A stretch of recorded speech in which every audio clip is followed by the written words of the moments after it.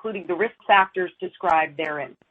You should not rely on our forward-looking statements as predictions of future events.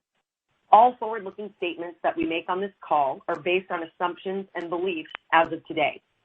I refer you to our Q1 2021 earnings presentation for a description of certain forward-looking statements. We undertake no obligation to update such information except as required by applicable law. In this conference call, we will also have a discussion of certain non-GAAP financial measures, including adjusted Ebitda and free cash flow. Information required by Regulation G of the Exchange Act with respect to such non-GAAP financial measures is included in the presentation slides for this call, which can be obtained on our website. We also refer you to this presentation for a reconciliation of certain non-GAAP financial measures to the appropriate GAAP measures. I am joined on the call today by Chairman and Chief Executive Officer David Katzman and Chief Financial Officer Kyle Wales. Let me now turn the call over to David. Thanks, Allison, and good afternoon, everyone. Thank you for joining us today. I'm pleased to report that Q1 results came in ahead of expectations and, similar to recent quarters, are consistent with the cadence of our controlled growth plan. As a reminder, our controlled growth plan was enacted after Q4 of 2019 and positions the integrity of our club member experience as the centerpiece of the plan. Over the past 5 quarters, we have continued to lay the infrastructure to execute against this long-term strategy, which positions us to generate average revenue growth of 20 to 30% per year for the next 5 years and adjusted Ebitda margins of 25 to 30% by the end of that time period. Before digging into the quarter, I do want to take a moment to remind everyone why it is we do what we do. Above all else, our mission is to democratize access to a smile each and every person loves by making it affordable and convenient for everyone. We deliver on this mission by providing a doctor-directed digital end-to-end experience in teledentistry with 24/7 access to orthodontic care and the backing of our lifetime smile guarantee. We have always first and foremost been a telehealth business, and we are excited to see the growing level of understanding and acceptance of telehealth, especially for dentistry. We believe there will only be increased consumer and clinical adoption of the telehealth model from here, and we continue to invest in our proprietary platform and features to innovate against unmet consumer needs and pain points. For today's call, I'd like to first call out the high-level results from the quarter, followed by an overview of some recent key developments, before turning to how we're continuing to execute against our long-term revenue growth and margin targets.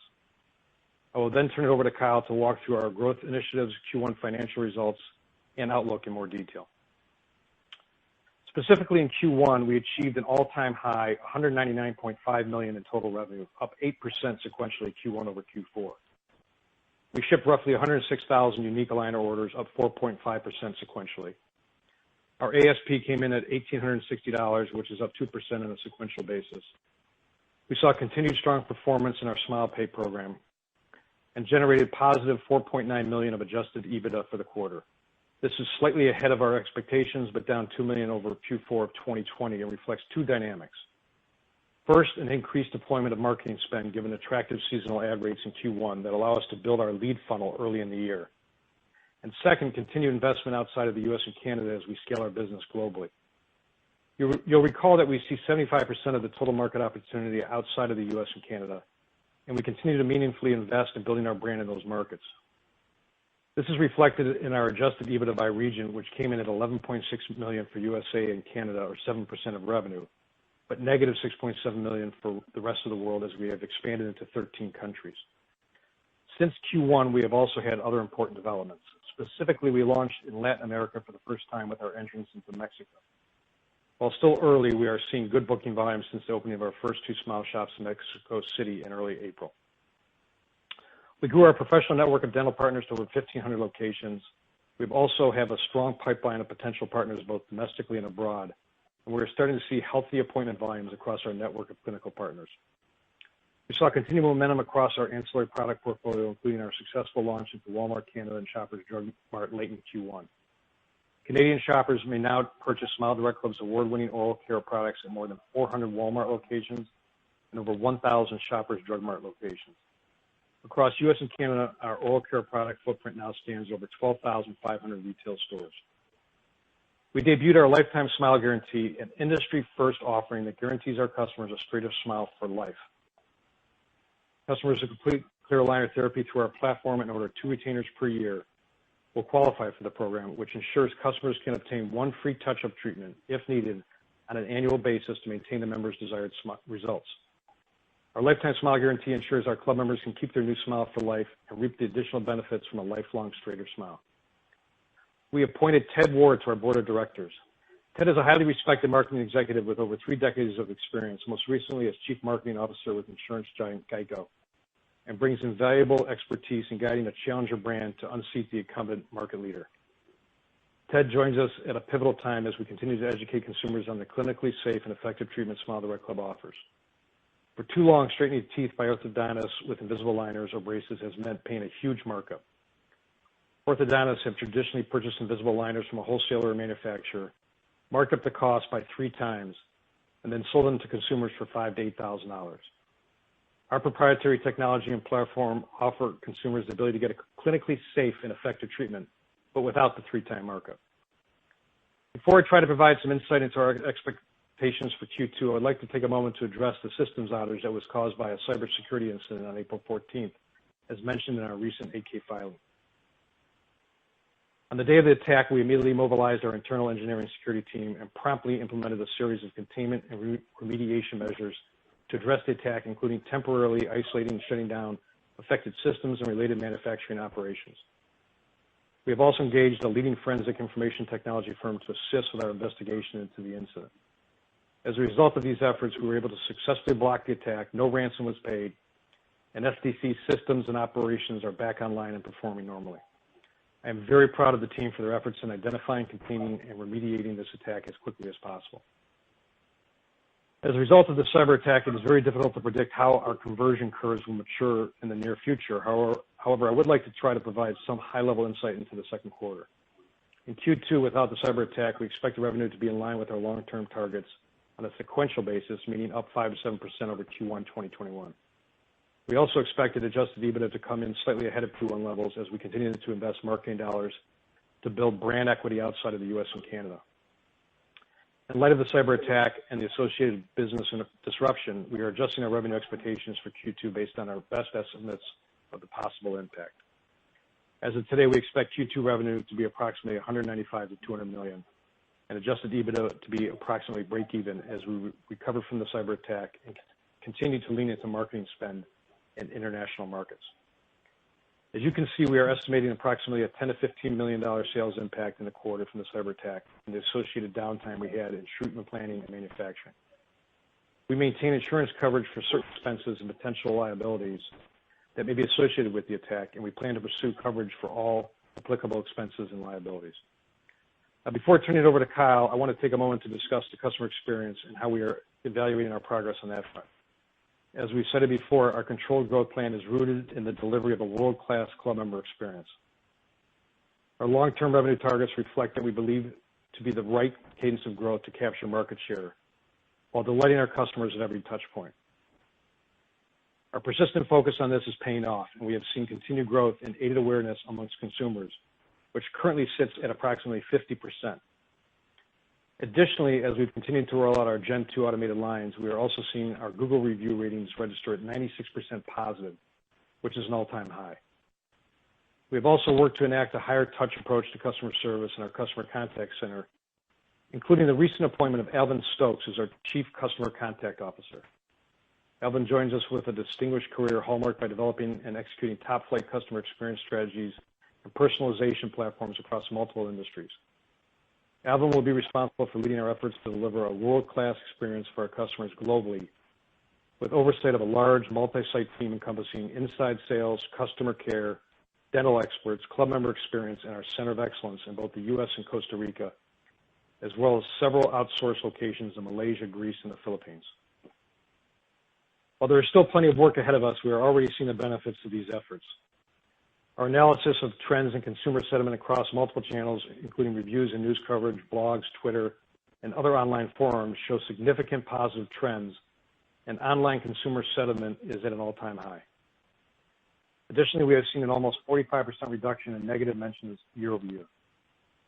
Referral rates also remain healthy at roughly 21%.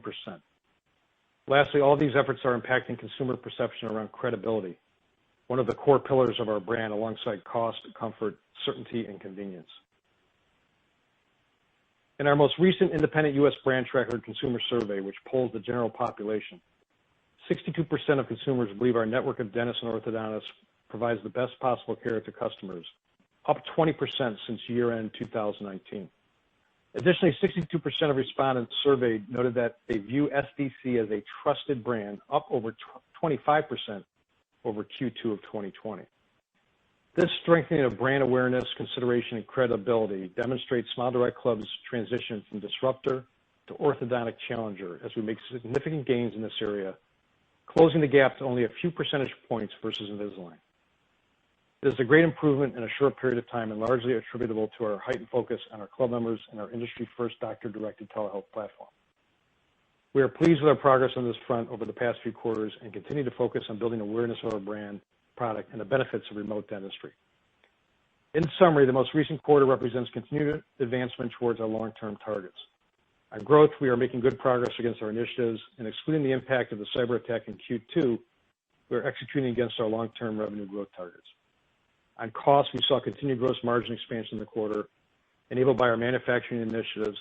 This, in combination with our sales and marketing efficiency and our continued cost discipline across the business, puts us well on our way to achieving our long-term targets. Since the enactment of our controlled growth plan in Q4 of 2019, we have completely reset the cost profile of the business. And this is further demonstrated by the U.S. adjusted Ebitda margins in the quarter. 1 year ago, we lost $67 million of adjusted Ebitda in the first quarter. This past quarter, we made $4.9 million of adjusted Ebitda, which includes a loss of $6.7 million from our investments into expansion of our international markets. This is quite an accomplishment by our team members in a short period of time. Lastly, we continue to see favorable industry dynamics with broader acceptance of telehealth and specifically teledentistry, minimal penetration against our total addressable market, and clear aligners gaining share in the overall industry. All these are trends we expect to continue and position us well for long-term success.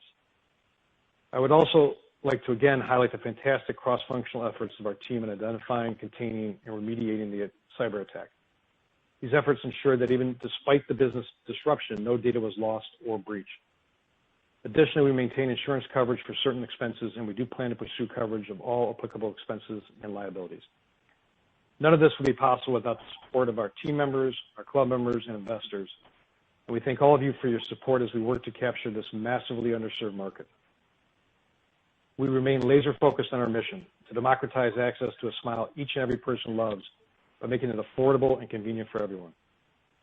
And now I'll turn the call over to Kyle, who will provide a detailed overview of our growth initiatives, Q1 results, and our financial outlook. Kyle? Thank you, David. Our results in the first quarter mark continued progress against our plan of controlled growth with profitability. In every quarter since the enactment of this plan, we have seen positive momentum against all of the key growth drivers and cost levers that we have outlined, and our first quarter was no exception. We are managing the business to this plan, which has the customer experience as its centerpiece, and which positions us to generate the following: average revenue growth of 20 to 30% per year for the next 5 years, adjusted Ebitda margins of 25 to 30% as we scale during that time period. This is driven by an 85% gross margin, 40 to 45% sales and marketing margin, and a 15% G&A margin. Now, turning to progress against our growth drivers. In addition to our core business, we saw continued momentum in the quarter, and since then, across the 3 growth drivers we have previously discussed. As a reminder, they are expanding our customer acquisition channels, expanding our presence in the teen demographic, and continuing our international expansion. On the first initiative, expansion of our acquisition channels, we continue to make good progress here. We have always been and remain agnostic as to how consumers start their journey to purchase aligners. We started with doctor-prescribed impression kits, then smile shops, and now through our professional channel partnerships, corporate insurance partnerships, mass retail locations, and pop-up events, we have expanded our reach to new segments of consumers. This supports our mission of democratizing access to care, which is foundational to what we do. On our corporate and insurance partnerships, we continue to build out a robust pipeline of potential new partnerships, while also deepening our relationships with existing partners, including Allianz, Anthem BCBS, Empire BCBS, United, Aetna, and others. We are very focused on how our club members and potential club members experience the benefits of these partnerships and expect to announce more on this in the near future.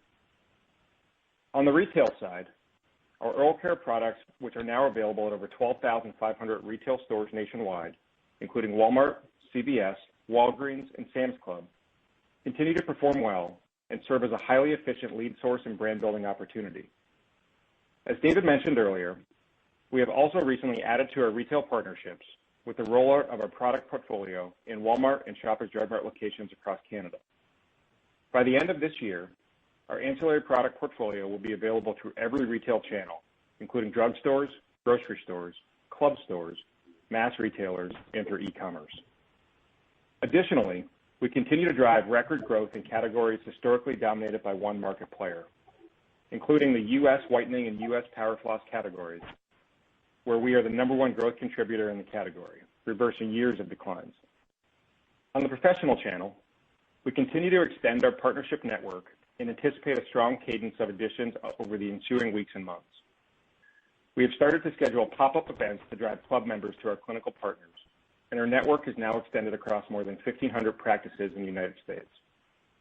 Over the last 6 months, we have seen healthy patient scheduling volumes with our clinical partners, and we have a deep sales pipeline, both domestically and internationally. As we have highlighted before, this acquisition channel is complementary to our existing offering and represents a new on-ramp for consumers who want to start their journey in a dentist chair. This also allows dentists across the country the ability to offer SDC clear aligner therapy to their patients. On recent earnings calls, we have detailed the various go-to-market strategies we are employing as we operationalize this channel. While each one accommodates a different use case, all are highly efficient, margin accretive sources of lead flow for both SDC and our partners. Equally as important, this effort has again reinforced the flexibility and adaptability of our platform in accommodating a new segment of consumers. Recall that only 30% of GPs offer clear aligner therapy today, and most of the ones who do offer aligners are low-volume providers. So we see ourselves at the very outset of an incredible opportunity, both domestically and abroad. As these partnerships mature and grow, we will continue to share updates in future quarters. And although it is early in our rollout, we are encouraged by the results thus far and the feedback we have received from our clinical partners. This initiative is fueled by continuing to build our brand credibility with parents and product development, both of which are critical components to capturing this market. On this point, our brand credibility is improving, as evidenced by the stats that David mentioned earlier. Similar to the professional channel, we believe we are well positioned to drive greater levels of adoption as we evolve and customize our offering to the unique needs of teens. On the international front, the same problems that exist in North America around access, convenience, and cost also exist globally. We launched into our first country outside of North America in the second quarter of 2019, and the rest of world countries already represent 16.7% of our revenue in Q1. That said, the international market represents approximately 75% of our global opportunity, so we are clearly still in the early stages of penetration. Our recent launch into Mexico farther expands our footprint, and we are now in 13 overseas markets with plans to launch into additional locations in Europe, Latin America, and Asia Pacific throughout the year. We believe now is the time to invest heavily into brand building across these important regions in order to maximize our long-term share gains. You will see this reflected in our sales and marketing line item for the quarter, although our long-term sales and marketing targets remain intact. As you can see, we continue to make great progress on our growth initiatives, and we will continue to update you in future quarters as we execute against them. Turning to progress on the cost side of the business. You'll recall that we've been focused across 3 key areas to right-size our cost structure, and we have made consistent progress against those initiatives. These efforts drove continued outperformance on adjusted Ebitda in Q1, and we expect them to continue to support our long-term margin targets going forward. These efforts include the following: continued advancement in automating our manufacturing and treatment planning operations to allow us to reduce our scrap and keep pace with consumer demand. Our second-generation automation production platform launched late in 2020 and is currently producing approximately 70% of our aligners. We expect this percentage to ramp to approximately 90% by the end of Q2. Consistent with expectations, we are seeing very positive trends in our turnaround time, higher productivity per team member, reduction in scrap, and most importantly, a more consistent and superior product for our club members. Second, continued discipline around the deployment of marketing and selling dollars, including a focus on leveraging our referrals, aided awareness, and highly efficient acquisition strategies, while also making strategic investments to drive brand awareness and consumer adoption in international markets. And lastly, continued G&A cost discipline across the business. G&A expenses were up $2.9 million sequentially due to one-time higher stock-based compensation. Adjusting for this, G&A expenses were down $6 million on a quarter-over-quarter basis, resulting from our enterprise-wide cost control initiatives. Excluding depreciation and amortization, stock-based compensation, and one-time items, G&A expenses remained down $11 million or 15% versus Q1 of 2020. We plan to remain vigilant on this front throughout 2021 and beyond as we continue to drive towards our long-term target of 15% of revenue in G&A spending. As we have stated before, we believe streamlining our cost profile through operational efficiencies will not only improve our margin profile, but more importantly, provide a consistently superior customer experience that meets our expectations and upholds our brand promise. Now turning to our results for the quarter. Revenue for the quarter was $199.5 million, which is an 8% sequential improvement over Q4 and above the high end of the range in our long-term targets. It is also the first quarter of year-over-year revenue growth since the start of the pandemic and a record revenue quarter for the company overall. This was driven primarily by 106,000 aligner shipments at an ASP of $1,860. On a sequential basis, this was a 4.5% improvement in shipments. Providing some details on other revenue items, implicit price concessions were 7% of gross aligner revenue, and we are expecting this to trend back to historical levels in Q2 at approximately 9% of revenue. Although our total reserves related to revenue were consistent with prior periods, we maintain separate reserves for IPC and cancellations. We analyze and rebalance those reserves on a regular basis. The net effect in the current quarter was a lower IPC reserve amount offset by higher cancellations reserve. Reserves and other adjustments, which includes impression kit revenue, refunds, and sales tax, came in at 9% of gross aligner revenue, and we are expecting similar performance in Q2. Financing revenue, which is interest associated with our SmilePay program, came in at approximately $11 million. This is flat to Q4, and we expect similar performance in Q2. Other revenue and adjustments, which includes net revenue related to retainers, whitening, and other ancillary products, came in at a record $21 million, driven primarily by the continued expansion of our oral care products, and we expect similar performance in Q2. Now turning to SmilePay. In Q1 2021, SmilePay purchases came in at 61% of initial aligner purchases. This is slightly higher than Q4 and slightly below historical levels. However, overall, SmilePay has continued to perform well, and our delinquency rates in the quarter and since Q1 were flat to prior quarters. Because we keep a credit card on file and have a low monthly payment, we expect SmilePay to continue to perform well. Credit card authorizations continue to perform well, and we remain focused on improving operations and collection strategies. Now turning to expenses and margins. Gross margin for the quarter was 76%, representing a 225 basis point sequential improvement and a 640 basis point improvement versus Q1 2020. This was supported by the increase in aligners produced using a second-generation automated manufacturing. We expect gross margin to continue to strengthen as volumes grow, and we remain confident in our long-term gross margin target of 85% that we have previously provided. Additionally, we continue to focus on streamlining our manufacturing facilities, and our second-generation automation machines are producing approximately 70% of aligners. We expect that percentage to grow to approximately 90% by the end of the second quarter, and while still early, these new capabilities have already begun to reduce our scrap and provide a more consistent and superior product. This rollout has been a key component of our adjusted EBITDA positive results over the last 3 quarters and will continue to be a vital component of our traction towards our long-term adjusted EBITDA margin target. Marketing and selling expenses came in at $97 million, or 49% of revenue in the quarter, compared to 72% of net revenue in Q1 2020. Our efficient deployment of acquisition spend, continued advancement in aided awareness and referral rates, access to highly efficient lead sources, and our networks of Smile Shops have positioned us to continue to perform well against our long-term targets in quarters to come. On Smile Shops, we had 126 permanent locations as of quarter end and held 156 pop-up events over the course of the quarter for a total of 282 location sites. These pop-up events are a critical component to supporting our demand, function in the same capacity as a permanent Smile Shop, and enable us to fully leverage our Smile Shop resources to fulfill demand that is coming through aided awareness, referrals, and marketing.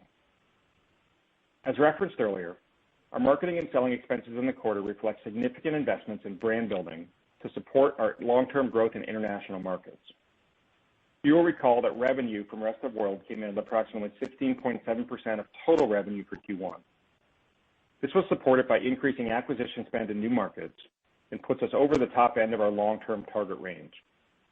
As I mentioned earlier, we believe this is the right time to invest overseas, where we see 75% of the total market opportunity and where the competitive landscape is highly fragmented. That said, our long-term target on sales and marketing remains intact, and we've made great progress here. You'll recall that in the same quarter a year ago, sales and marketing was 72% of net revenue. So we have made great progress over the past year, and we expect this trend to continue. General and administrative expenses were $81 million in Q1, compared to $78 million in Q4 2020. G&A expenses were up $3 million sequentially, primarily driven by one-time higher stock-based compensation. Adjusting for this, G&A expenses were down $6 million on a quarter-over-quarter basis. Excluding D&A, stock-based compensation, and one-time items, G&A expenses remained down $11 million, or 15%, versus Q1 of 2020. We plan to continue to stay vigilant with cost control throughout the remainder of the year and beyond, and you can expect to see continued leverage from this line item. Other expenses include interest expense of $17.5 million, mostly associated with borrowings on indebtedness from our previous credit facility, which was paid off at the end of the quarter with proceeds from a new convertible debt. We also had a one-time $47.6 million loss on extinguishment of debt relating to the repayment of this prior credit facility. This expense includes the make-whole amount paid in connection with the termination of the agreement, the remaining unamortized costs, and the unaccreted value of warrants issued in connection with the prior credit facility. Additionally, we have store closure expense of $1.1 million associated with optimizing our store footprint and other expense of $0.9 million, primarily related to unrealized foreign exchange loss. All of the above produces adjusted Ebitda of positive $4.9 million in the quarter, with an all-in net loss of $96 million. This net loss includes the $48 million of loss associated with the retirement of the prior debt facility, as noted a minute ago, and is compared to a loss of $107 million in Q1 of 2020. Breaking it out regionally, adjusted Ebitda came in at $11.6 million for the U.S. and Canada, or 7% of net revenue, and negative $6.7 million for the rest of the world, where we continue to overinvest in sales and marketing, as mentioned earlier. Moving to the balance sheet, we ended the first quarter with $434.5 million in cash and cash equivalents. Cash from operations for the first quarter was negative $28.3 million. Cash spent on investing for the first quarter was $23 million, mainly associated with leasehold improvements, capitalized labor and software, and building our manufacturing automation. Free cash flow for the first quarter, defined as cash from operations less cash from investing, was negative $51 million. In closing, as David mentioned, our performance in the first quarter reflects disciplined progress against our long-term revenue and margin targets in support of our controlled growth plan. I would like to reiterate a few key points, which are consistent with prior quarters. Overall, and as David alluded earlier, we continue to execute against the long-term targets outlined in our controlled growth plan. In Q2, without the cyber attack, which caused delays and disruptions to certain systems and manufacturing operations, we expected revenue to be in line with our long-term targets on a sequential basis, meaning up 5 to 7% over Q1 2021.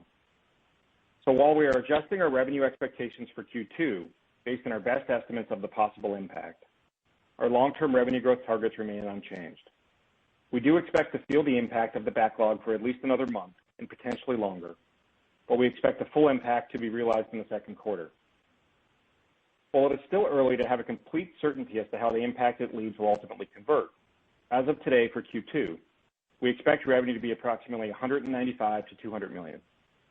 We expect adjusted Ebitda to be approximately break-even as we recover from the cyber attack and continue to lean into marketing spend in international markets. On cost of goods sold, we're making good progress on manufacturing automation, with our second-gen machines producing approximately 70% of our aligners. We plan to increase that percentage significantly over the course of the year, and we expect to be at approximately 90% by the end of Q2. As we have often stated, we believe streamlining our cost profile through operational efficiencies will not only improve our margin profile, but more importantly, will provide a consistently superior customer experience that meets our expectations and upholds our brand promise. On sales and marketing, you'll recall that our Smile Shops function primarily as fulfillment centers, not as sources of demand generation. As of quarter end, we had 126 permanent shops open and held over 156 pop-up events over the course of the quarter, for a total of 282 location sites. We continue to see our shops performing well with higher utilization, which is a key part of meeting our long-term financial targets. Additionally, we have seen great success with our strategy of pop-up locations, which allows us to fulfill demand without the addition of fixed locations and the associated costs. On liquidity, we are well positioned with approximately $430 million of cash in our balance sheet. This gives us ample liquidity to support our growth initiatives while also investing in research and development. Lastly, I would like to again reiterate what I have said in prior quarters and reemphasize that our long-term objectives have not changed. We remain laser-focused on providing the best club member experience, and our mantra remains to drive controlled and profitable growth. The changes we have made on customer service and continue to make are working. This is evidenced by the strengthening of our brand perception and credibility, which is now within a few percentage points versus Invisalign, as David mentioned earlier. We remain the low-cost provider with brand presence, no pricing pressure, and no real competitor that provides an end-to-end vertically integrated platform for the consumer. As we have said in previous quarters, and as recently demonstrated, we will continue to make strategic investments in the professional channel, international growth, and in penetrating new demographics to drive controlled growth, while also executing against our profitability goals. Lastly, we continue to see favorable industry dynamics with broader acceptance of telehealth and specifically teledentistry, minimal penetration against their total addressable market, and clear aligners gaining share in the overall industry. All of these position us well for long-term success. We look forward to continuing to update you on progress in the days and weeks to come. Thank you to everyone for joining today. With that, I'll turn the call back over to the operator for Q&A. Thank you. At this time, we will be conducting a question and answer session. If you would like to ask a question, please press star 1 on your telephone keypad. A confirmation tone will indicate your line is in the question queue. You may press star 2 if you would like to remove your question from the queue. For participants using speaker equipment, it may be necessary to pick up your handset before pressing the star keys. Please limit to 1 question and 1 follow-up question. Our first question is from John Block with Stifel. Please proceed with your question. Thanks, guys. Good afternoon. Kyle, I guess the first question is for you. Is just when we think about the 5 to 7% sequential revenue growth intact, as you said, should we apply that to, call it the depressed 2Q21 base, or is it a little bit higher in the near term in case you recapture some of the noise from the cybersecurity issues? I'm just trying to figure out if it's more, higher than the 5 to 7 over the next couple quarters, again, because of the depressed base, or do we run the 5 to 7 off of this 2Q number? And then I've just got a follow-up. Yeah, sounds good. Thanks, John. So, David, I'll kick that off and then jump in as well. So, look, our long-term hasn't changed. 5 to 7% sequential growth is still the long-term target, and that's driven by a 20 to 30% annualized growth rate on a year-over-year basis. I think to answer that, John, you really got to look at leads. And so what happens is leads who didn't convert within Q2, they're not necessarily lost forever, right? We have millions of leads in our pool who have not converted from prior periods. In this group that ultimately didn't convert in the second quarter, is going to go into that pool. So we're going to continue to retarget them and try to get them to convert over time. But it's very difficult to predict when and if they will, because what happens is if we don't give a treatment plan on day one, which we typically do, the likelihood to ultimately convert drops off significantly. And as time goes on, that pool gets incredibly lower than if we were to give them a plan on day one. So it's difficult to know if they do convert. In addition to that, there's also a flywheel effect that happens from referrals, right? So orders that would come in within the second quarter would have impacted the third quarter and also the fourth quarter. And just as a reminder, the referrals are typically about 20% of our overall orders within a typical quarter. So a pretty meaningful portion as well. In lieu of that, we would have to spend into that from a marketing perspective to recapture some of those referrals as well. And that's not something that we're planning on doing. So, I think if you look at history, look at Q4 as an example, our volume growth in Q4 was over 9%, right? Our target is 5 to 7%. In Q1, our volume growth was 4.5%, so pretty close to that 5 to 7% that we want to be within.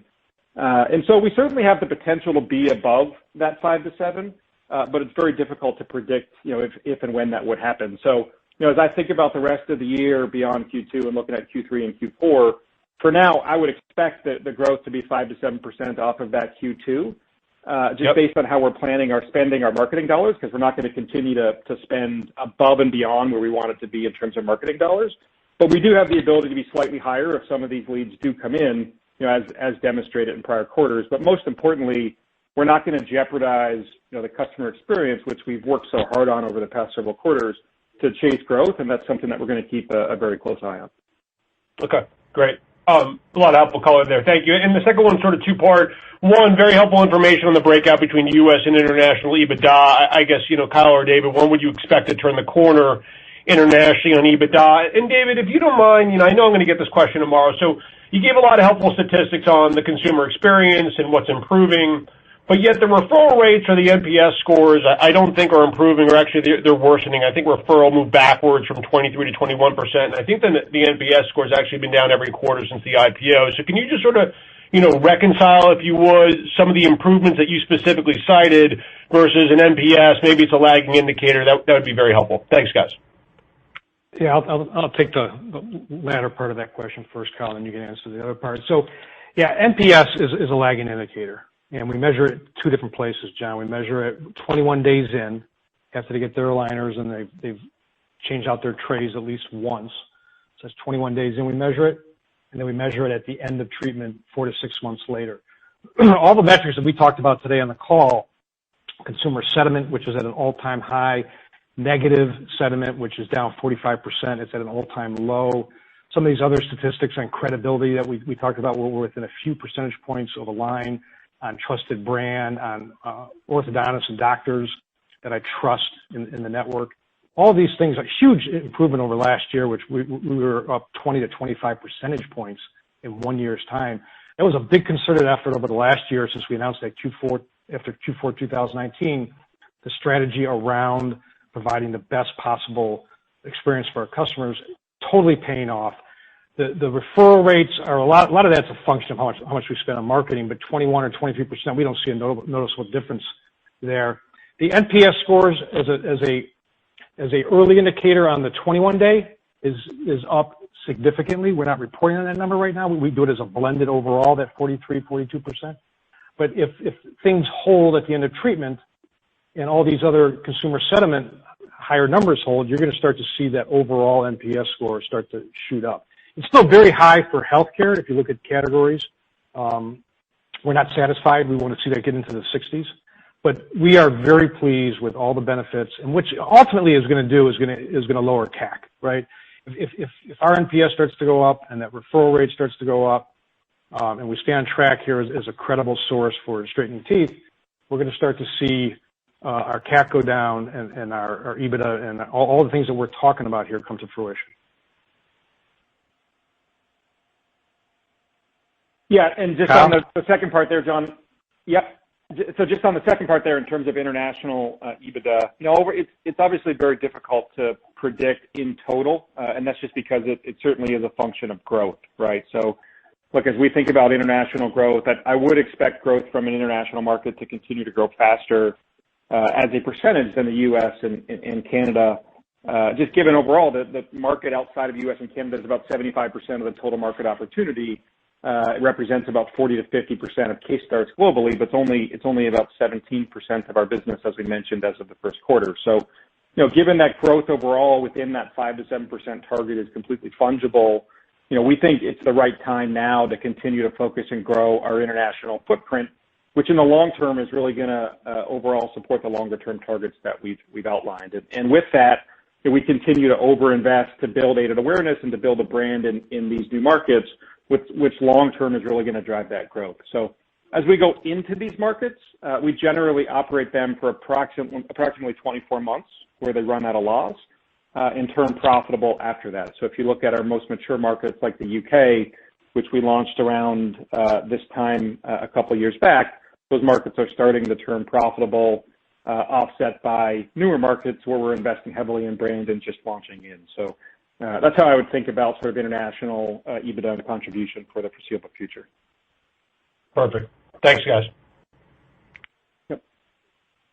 Thank you. Our next question is from Dylan Carden with William Blair. Please proceed with your question.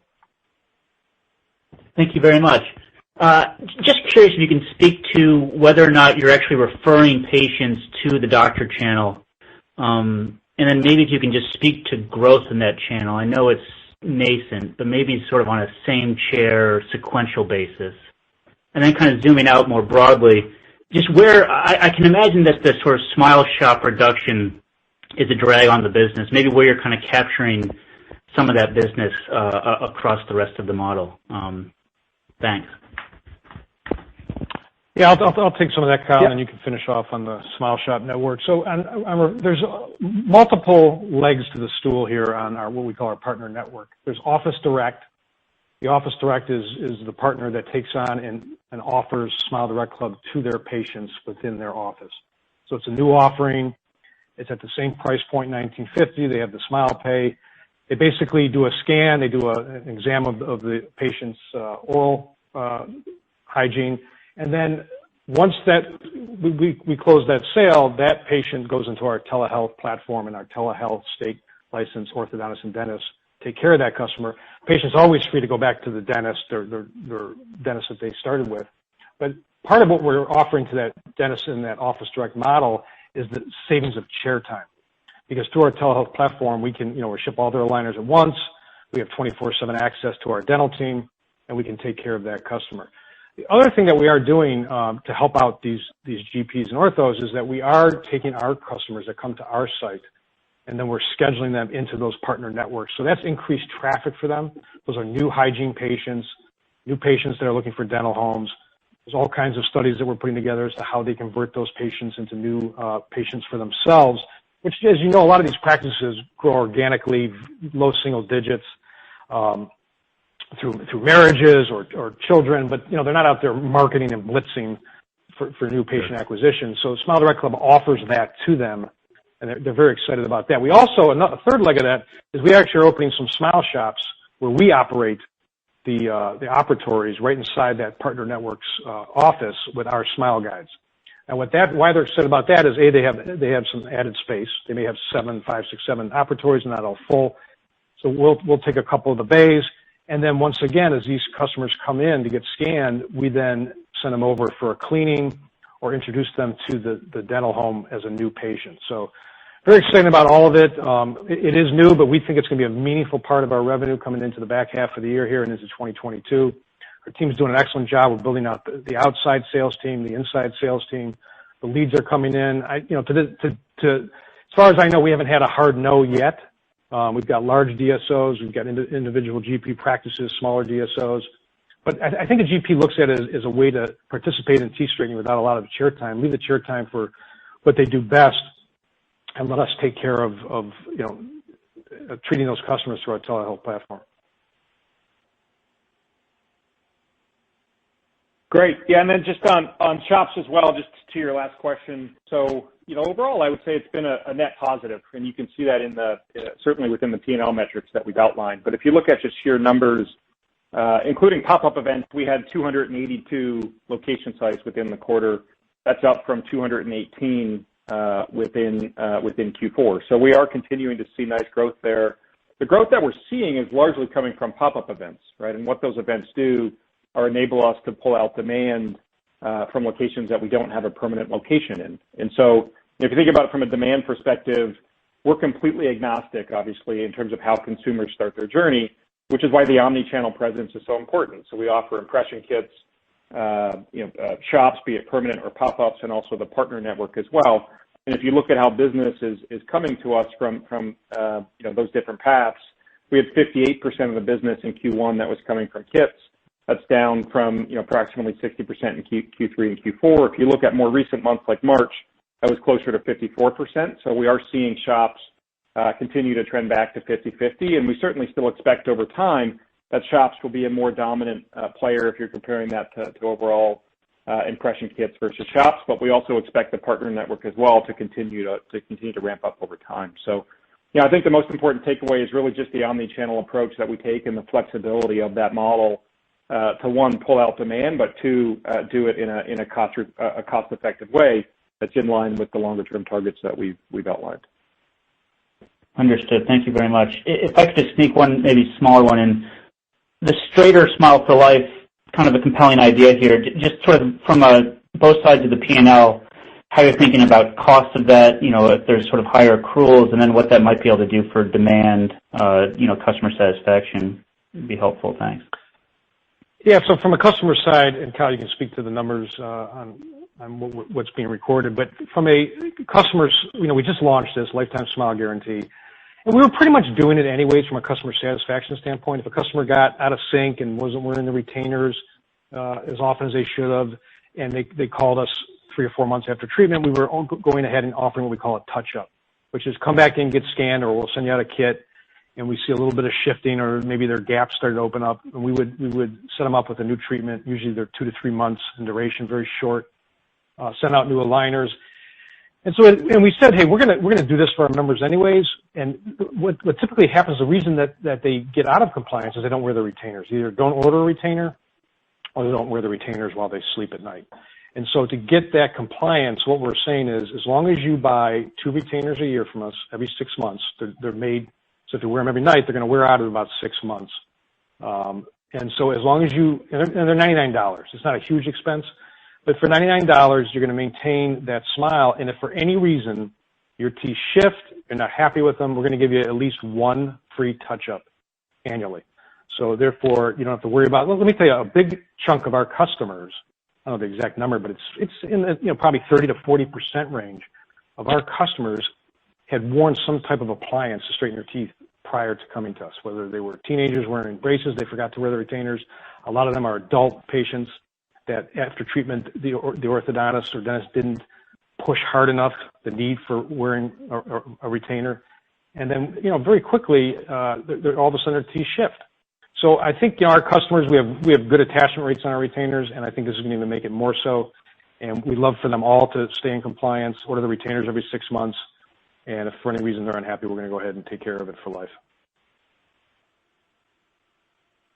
Yeah, and then just on the P&L side, as of today, and we're still pretty early in the rollout of this, not expecting any material impact from a P&L perspective. The overall, as David pointed out, purchasing 2 retainers per year approximately is going to offset cost of goods sold if sort of every member ultimately were to get that touch-up per year, which we don't think will happen. So there should be a small incremental positive, but as of now, we're certainly not modeling in anything material from an upside perspective as we sit here today. I think what it will do certainly is help on the front end with conversion in the fact that we're standing by and guaranteeing the Smile for Life, also with club member satisfaction as well, by giving this offering, but also improving the rate at which people are compliant, do their check-ins, and stay in touch with their doctor throughout treatment as well, which we think will help with overall net promoter score and club member satisfaction. Sure. Thanks a lot. Appreciate it. Yep. Thank you. Our next question is from Glenn Santangelo with Guggenheim. Please proceed with your question. Yeah, thanks for taking my questions. David, I just had 2 quick questions for you. I'm kind of curious on the cybersecurity issue to dig in a little bit more. I guess you're much more of an expert today than you were a couple months ago, and I'm kind of curious, looking back, do you think the company could have did anything differently? For example, do you wish you invested more heavily in IT security? And, how do investors get comfortable that something like this won't happen again, and that it was just a one-time sort of issue where SDC had bad luck? Yeah, it's a good question. Look, we're always aware of it.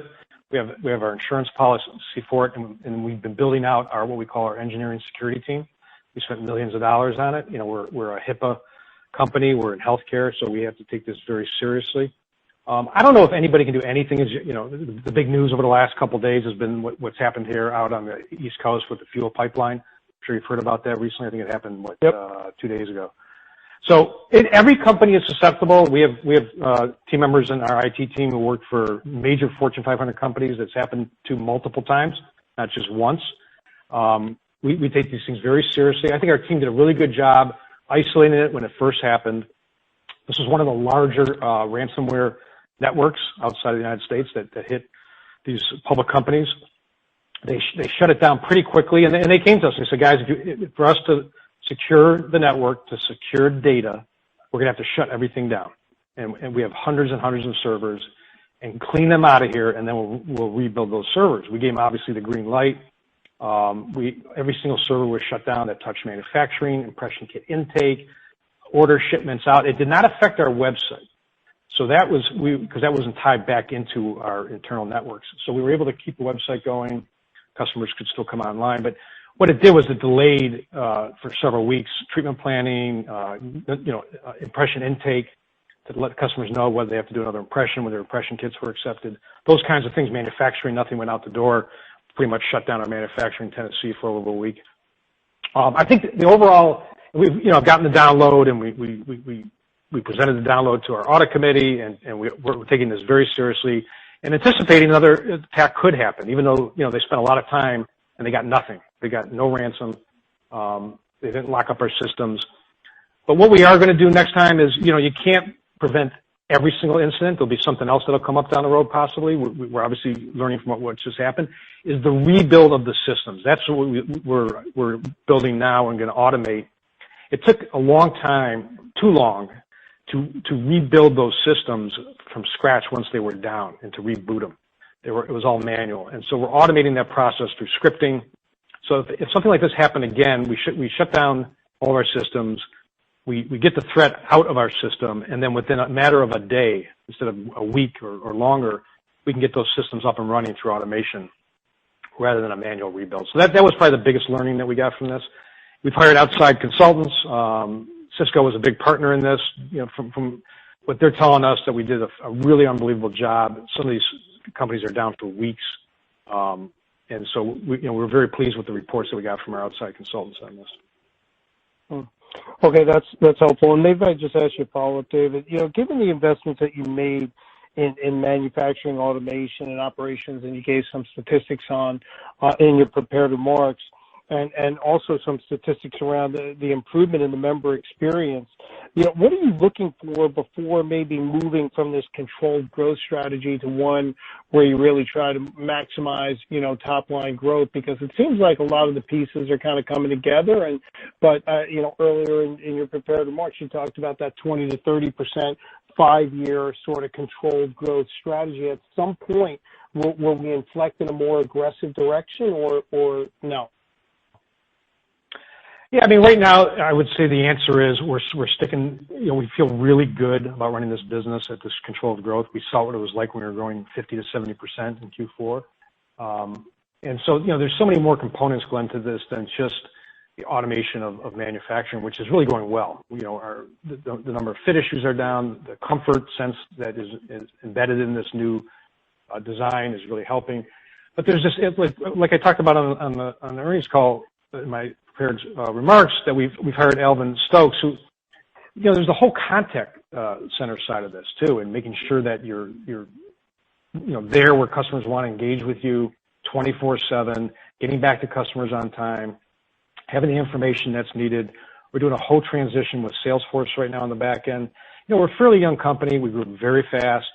And so we're building all this stuff. Now, will I tell you, at some point, as all these things start coming to fruition, our, better treatment planning software that we're working on in Costa Rica, all the back end for customer care and the contact center, all these, lots of innovation. We have a huge R&D and innovation team that's working on stuff right now.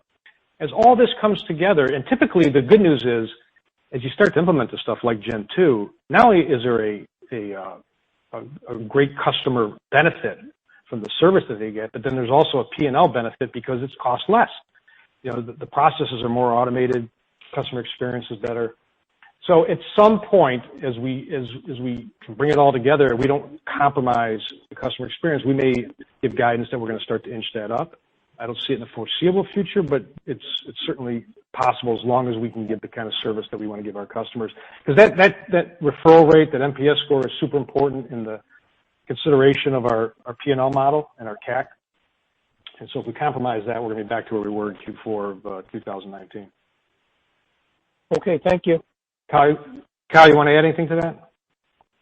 No, I think you said it very well. It's all about club member experience, and we have our internal metrics as to what might those metrics look like. And we've said this in the past, where if our Net Promoter Score was closer to a 65, then that's something that we'll evaluate and say, do we have the legs of the stool to ultimately grow faster than what we've outlined? But certainly not within the foreseeable future, but not off the table forever.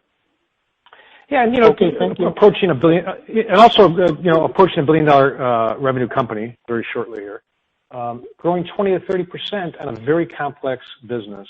I'm proud of that. I think we're doing a good job. And like we said, it's not like there's someone chasing us. There's someone right over our shoulder here that we're in a race against. So there's lots of customers out there that want our services. I want to give it to them in the best possible light that we can. And if that means going a little bit slower, then we'll go a little slower. Thanks, Glenn. Thank you. Thank you. Our next question is from Kevin Caliendo with UBS. Please proceed with your question. Thanks for taking my call. So I want to ask about the ASPs. 1860 was much higher than we had originally modeled. I was wondering what drove that in this quarter, if there was anything in particular to call out, and is this a new run rate we should be thinking about? Any color around ASPs would be really helpful. Yeah, I can take that one, Kevin. So, great quarter for ASPs overall. It was really the impact of a few different things. So one, it was the first full quarter of the pricing change that we rolled out within Q4. So we rolled it out within Q4, but it wasn't across all markets, and it wasn't at full within the U.S. market in particular. So that was a big driver within there. We've had a continual focus, really starting within Q3 of last year to continue limiting discounts. And I'm sure if you are going through the process, you'll see it through our CRM streams. We're making a very active effort to continue to limit discounting, and we saw that continue to have an impact on ASP as well within the quarter. And then just lastly, our OUS pricing. So think about sort of outside of U.S. and Canada. In certain markets, we are priced higher than the U.S. market in particular, and we also saw a small benefit from currency conversion associated with that back in the U.S. dollars from OUS dollars. So really the three of those together, in terms of just overall mix and where I would expect it to be, I would expect it to be fairly flat to that 1860 as we think about the near-term quarters here. Okay, that's helpful. And just looking at the U.S. market, I mean, obviously the second quarter you're going to have an incredibly easy comp everywhere. But if we were to look back to say 2019 and then sort of look at your case volume in the U.S., where do we sit, and when would you expect there to be sort of meaningful case growth relative to 2019? I mean, I understand your business went through a huge tumult during COVID and everything, but as we use that baseline, how should we think about that kind of growth? Yeah, I would think about it very consistent with what we've been saying and outlining since Q4 of 2019. So it's all about the controlled and profitable growth strategy, and it focuses on the club member experience at the center of that. And so that strategy is really more about a sequential target. And again, that target is more on revenue from a 5 to 7% perspective. It's not necessarily on volume. But with flat pricing, obviously, that gets back to volume being within that 5 to 7%. So that's how I would think about it. Sequentially, quarter over quarter, we expect to be within that 5 to 7% target, less so on how that compares to 2019 or even the early parts of 2020, where we were spending over 70% of revenue on sales and marketing. We just spent 49%, so much more cost effective, but also significantly ramping up in newer markets, which is driving that above the longer term target of 40 to 45%. So it's really about executing within that strategy of controlled and profitable growth. All right, that's helpful. I just one quick follow-up. I mean, if I think about the growth, if your ASP is at $1,860 roughly, if that's going to be relatively flat for the year, over 2020, that's sort of half the 5 to 7. It's 3.5% sort of growth. So I'm just trying to in international.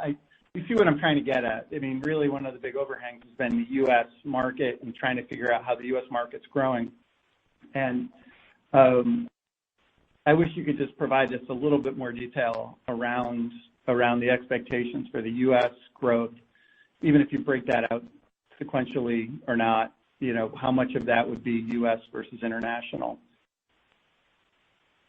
Yeah, I think more importantly, the growth is all fungible, right? So to us, whether it's coming from the U.S. or sort of rest of world markets, we're targeting a 5 to 7%, and we have the levers to be able to drive within there based on the overall efficiency of sales and marketing and where we're seeing that growth coming from.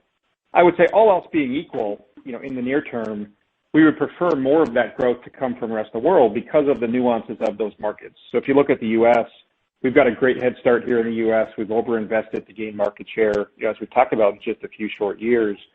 We are the low-cost provider. We've got the best unit economics with that. And as we look at a competitive landscape, we don't feel like anyone is chasing us within that teledentistry space. And so, we think now is the right time as we look at the international markets, which are highly fragmented, and see a lot of those similar dynamics, but we don't have the brand awareness that we have here in the U.S. And so we're spending heavily to gain that footprint, which we think long-term is really going to support that growth. And so we're going to continue to invest in that. I would expect the international markets to grow faster than the U.S. markets as you look at sort of the 5 to 7% sequential targets. But if for some reason it's taking longer and conversion curves, take longer for people or club members to ultimately convert, then we do have that lever to look back at the core U.S. market and spend more here as well. So, I would think about it as fungible with a preference for rest of world, assuming they convert like we expect it to. That's great. Thanks so much. That's really helpful. Yep. Thank you. Our next question is from Robbie Marcus with JP Morgan. Please proceed with your question. Yeah, thanks for taking the question. 2 for me. Maybe first, Kyle, back to the first question on 5 to 7% sequential growth, and is that now off the lower second quarter? So I just want to make sure versus the prior guidance of 5 to 7% sequentially, and now off of the lower base in second quarter, it's essentially taking 2021 revenues down by some $10-15 million versus prior expectations. So just want to make sure that's the right way to think about it in the resulting second half growth.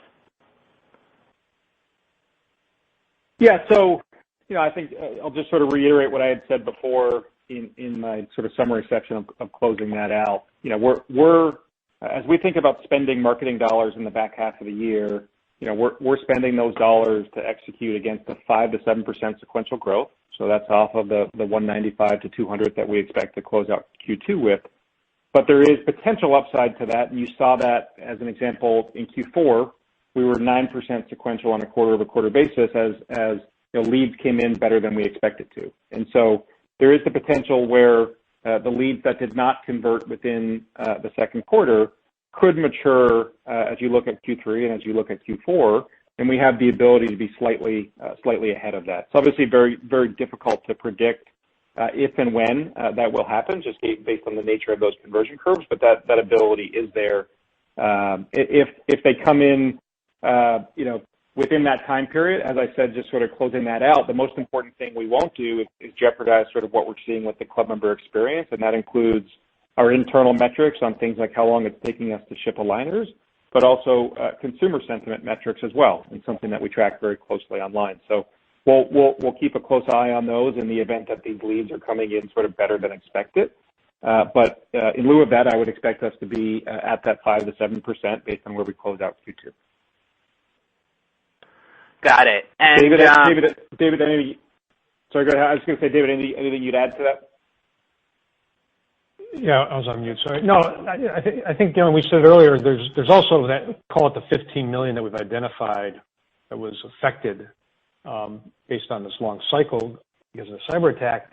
Those are sources of referrals as well, and even those that didn't cancel may not be that happy with us right now because it took a little bit longer than what we had told customers. Remember when they leave that scan shop, that Smile shop, we're telling them within 72 hours you're going to have your treatment plan. We're going to get your aligners ordered. And then the phone starts ringing. You know, hey, it's been 5 days, it's been 7 days, it's been 10 days. So forget about the ones that canceled and didn't convert. You still have some customers out there that may give us some lower marks for that short period of time. We're back on track right now, completely, as far as time frames for treatment planning. We're still a little bit behind on impression kits. But manufacturing is up to snuff. So I think there's that effect of, Robbie, if you say, well, guys, you should be able to make that up. But the way to make it up, if you're not going to make it up as part of your mix is referrals, and that right now overall sales and marketing, part of that mix is referrals, then you got to spend more on marketing. And right now, I don't think we want to do that. I think we want to keep our marketing spend where it is and see what happens. I think it may not be second quarter; it's probably not going to be, but maybe we pick it up in third and fourth, and we'll give you guidance at the end of the quarter and see how those customers are coming along. Got it. And then maybe just to follow up on the last question, I saw in the Q that you filed today that 83.3% of revenues came from North America.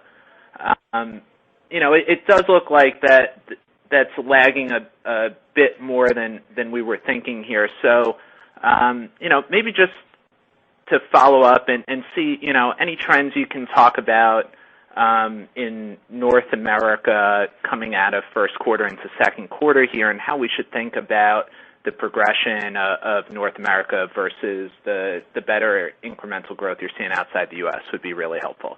Thanks. Yeah, so that percentage, we talked about it on the year-end call last quarter, was about 13% for the full year of 2020. We did see sequential growth. Obviously, that includes total revenue within there. So that's normally aligner revenue, but it's also financing revenue, and it's other revenue associated with retainers and retail products as well. So that percentage is pretty flat on a quarter-over-quarter basis as you think about that 83% approximately. But again, I think it goes back to what I had mentioned to Kevin, is that as we think about the overall spend and where we're expecting that growth to come from, we look at it first and foremost as executing against that 5 to 7%. Second to that, our view is growth is generally fungible, and with a preference, we prefer it to come from international markets, but the conversion curves there, just given the nature of sort of our aided awareness and brand awareness, is still maturing. And so it's a little bit more difficult to predict how those orders ultimately convert in these newer markets. And so we have the lever with the core U.S. business and the growth engine there to be able to spend into that on a quarter-to-quarter basis if needed to hit that sort of 5 to 7%. But generally, I would expect our rest of world markets to grow faster than the U.S. market as we continue to overinvest there to gain market share in the foreseeable quarters here. Great. Thanks a lot. Thank you. Our next question is from Erin Wright with Credit Suisse. Please proceed with your question. Great, thanks. On the international side, I guess thinking about your omni-channel approach and the various channel strategies that you have, I guess, can you speak to what strategies you plan to deploy or currently are deploying in international markets? What works well, what doesn't work well relative to U.S. markets, whether it's doctor-directed partnerships or traditional DTC approach? I think you originally said that you would enter these markets with an impression kit type of strategy and then move on from there, but where do you stand on that front in various markets? Yeah, so I can take that one, Kyle. So pretty much they're mirroring the U.S. There are certain countries that we don't have impression kits. just the way they classify them as medical devices, very few. For the most part, we open up Smile Shops. We are doing what we call clinical lease partners, where we're opening up Smile Shops inside dental offices, where we'll run it with our Smile Guides, and then try to bring on those dental partners as what we call Office Direct, where they're then also offering SmileDirectClub. So this new model that we've taken on here, what we call Partner Network, is definitely in play in all countries. The UK, Germany, we're signing up partners today. Spain, all of our countries, we're going with that model. We think it's another on-ramp the customer wants, for those that want to see a dentist and sit in the dental chair. So it's pretty much the same. Probably a little less heavy on Smile Shops and more on what we call clinical leases. We can get them open up quicker. The rent factor is a little bit less than going into a full retail environment. So, but we still consider those as we look at new markets. Okay, and then can you speak to the teen demographic, what the initiatives are there, and how much volume is attributable to teen today? I mean, how big could that realistically be for you longer term? Yeah, so today it's still about 10% of our business in total. I think if you look at the market, it's about 75% of total case starts. So clearly a massive opportunity that we're really in the early stages of going after there. I think, if you look at the teen product that we launched last summer, it continues to evolve, and it's part of our longer-term growth strategy that we've outlined, and that's a core component of that growth strategy. I think when we launched that product, it really, if you think about it from a parent perspective, we needed the brand credibility that we have today and continue to improve to be able to address a large portion of that market. And I think we have that today, and so that was a good time to launch it. As you think about some of the more complex cases with teens, that's something that we continue to evolve. So mixed dentition is a great example of a product that is currently in development with our treatment planning, and we're expecting to launch in the future at some point. But today, if you look at more mature teens, we can already address a large percentage of those cases today with the existing treatment planning platforms that we have, and it's a core component to our longer-term growth strategy, as I said, but it's in the very early stages of continuing to ramp that platform and that product. David, anything you'd add to that? Thank you. No, it's a huge opportunity for us. Of our three big initiatives, I think that's the one that's going to take the longest. Partner Network, we're already seeing gains in that. International, obviously, with 13 countries open up and a couple more coming on soon. The teen, we're going to get there. It's a huge market for us, and I think we're doing all the right things right now with improved treatment planning, like you said, the credibility that our doctors have with the customer. Great report. It's actually in the investor deck. You can see some excerpts from it on one of the slides. Take a look at that. It's something that we initially did not go after, but we have the product offering, we have the credibility, and we're gonna start improving our teen offering for sure. Okay, great. Thank you. Thank you. Ladies and gentlemen, we have reached the end of the question and answer session. This concludes today's conference, and you may disconnect your lines at this time. Thank you for your participation and have a great day.